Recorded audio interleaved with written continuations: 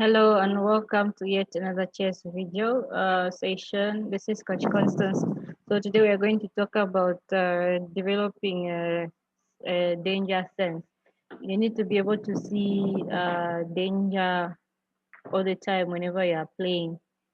So you need to be very wary of the all the 30 all the 64 squares on the board so that you can protect your pieces. I know it's not that something that is easy to protect pieces all the time, but you need to be protecting them constantly so that you don't lose pieces anyhow.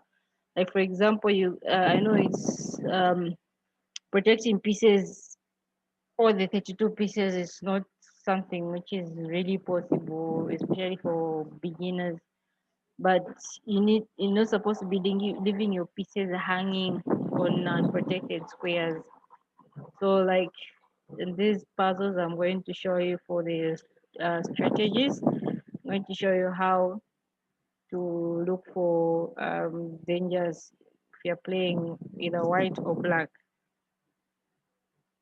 So like for example, it says what is white's best move. So you have pieces which have been developed. There are two pawns in the center square, and then both have been attacked by the two knights. So you need to um, uh, neutralize the center dominance of the two knights by pushing first the pawn to e5. Uh, you use the influence you have for the center squares to push your opponent's pieces further away. So which means this knight might go to h7 or g8 or even g4 here. So if this knight moves, now you're remaining with this other one. So you can bring your rook on e1 to protect the pawn so that you can able to push the other pawn also to remove this knight away from c6. So just like this, the position the way it is white to play with the best move, it's the same thing. The position might look a bit different, but it's a similar situation. Just pawn push. So you've seen the danger which is for white, which was on e4. The knight on f6 is attacking the pawn on e4. So by pushing it further, you neutralize the danger, and now it's you posing a threat on black. So the other thing you need to do is you need to look before you play. They can't just be making moves anyhow. What is white's best move? Looking at which possibilities are putting a danger for white. So there's a bishop on c5 which is controlling this diagonal, and the weakest square on the board is the f2 f7 square. So this queen might just come on h4 if the knight was empty, and there's going to be a checkmate. So you push the pawn, you develop and attack at the same time. So which means this bishop has to move elsewhere. If it moves to g4 or b4, you push the pawn, or you push the bishop or the knight. So you develop and protect at the same time.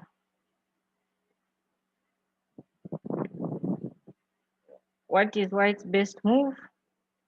Again, controlling the center. You need to have the center dominance as much as possible. So e4 is the best one.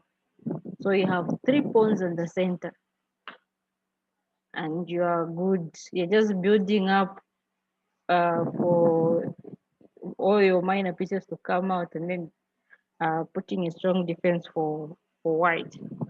The other thing you need to be doing is you need to be checking out for the threats for like possible checkmates, stalemates. So you need to watch your enemy pieces. Make sure you're able to see what your opponent is, um, where the opponent is playing pieces, because every move has a purpose. Sometimes somebody can just play a move without even knowing what that move is all about. But as you, the opponent, you need to know. So there's a threat for white here on d4.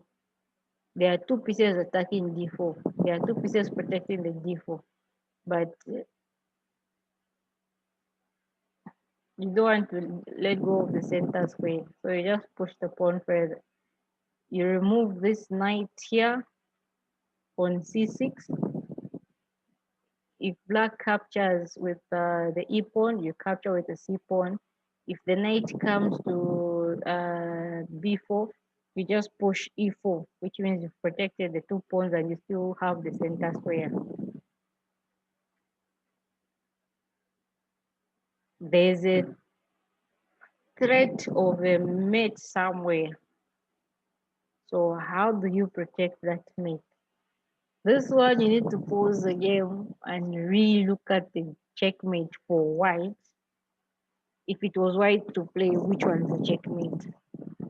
But since it's black to play, how do you prevent the mate? So the mate is coming from the queen, which is on f3, coming to f7, checkmate. Remember I said that the weakest square on the board is f7 and f2, because that's where the king is most vulnerable. So the queen, if it comes to f7, it's protected by the bishop and it's going to be a checkmate. So how do you protect that? Just play knight on f6. You've defended the mate, the threat of the mate, and developed the pieces at the same time.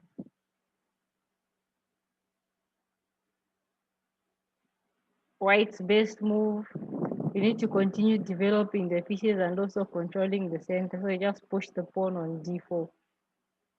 E takes d4, c takes d4. You have two strong pawns in the center. And this knight can't capture this pawn on d4 because it's going to be an open check. White to play, easy. Just capture the pawn. Control the center, maintain the center dominance. The next move, it can be knight on c3 or the bishop on e3. You protect your pieces again. Always protect your pieces. Always look for your enemy threats. If you don't look for them, you might just end up being a victim. Okay, we come to the end of the session. We'll see you in the next one.